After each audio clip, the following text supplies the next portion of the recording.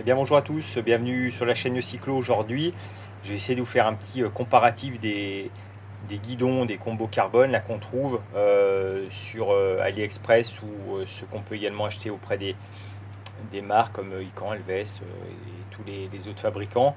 Donc de par mon expérience, je vais vous montrer ce qui peut faire la différence entre les deux, puisque c'est quelque chose qu'on me demande assez régulièrement, hein. Comment voir si c'est qualitatif ou non, donc je vais vous dire ce que j'en pense.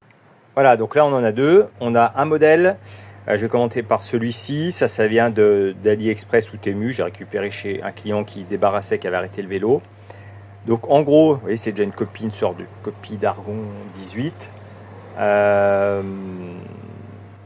Alors, en photo sur le site, vous ne le voyez pas forcément, hein, si qualitatif ou non. Par contre, quand vous l'avez dans les mains, bon, bah, vous voyez quand même que ça respire pas la solidité. Vous avez par exemple typiquement la visserie.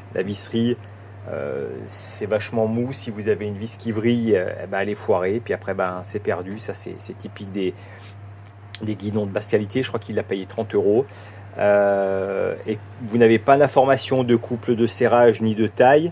Bon, les tailles à la limite c'est moins gênant, mais les couples de serrage c'est quand même un petit peu la base sur ce genre de guidon.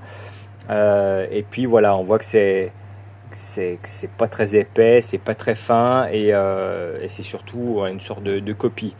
Donc ça vaut une trentaine d'euros. Et puis après, si vous comparez, donc là c'est un Ican, c'est leur nouveau modèle, hein, le Blader. Vous avez la visserie qui est déjà différente, qui est déjà beaucoup plus solide.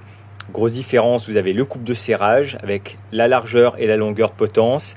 Et quand vous avez le guidon dans les mains, il est déjà, on le sent déjà beaucoup plus résistant. Alors celui d'avant, il n'y avait pas de passage interne, ça c'est un passage interne.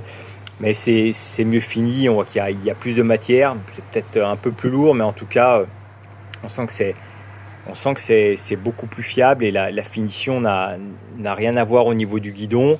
Si vous prenez également un Elves, hein, c'est pareil comme le Ican juste avant, vous avez les couples de serrage, voilà, juste là. Vous avez, bon, c'est un petit peu flou, vous avez dessous les tailles indiquées et compagnie. Voilà, c'est quand même autre chose en main. Ensuite, donc voilà pour la comparaison. Et en gros, le prix peut vous donner une indication. Celui-ci, une trentaine d'euros, 30-40 euros sur AliExpress. Sinon, les autres cadres, faut compter les autres guidons, pardon, faut compter 200 euros là sur le Elves ou le Ican. Moi, je juge qu'à moins de 150 euros, c'est quand même assez risqué, hein. Donc, c'est budget à prévoir. Si vous voulez quelque chose qui tienne la route, c'est voilà, minimum 150, 160 euros. Allez, à la prochaine!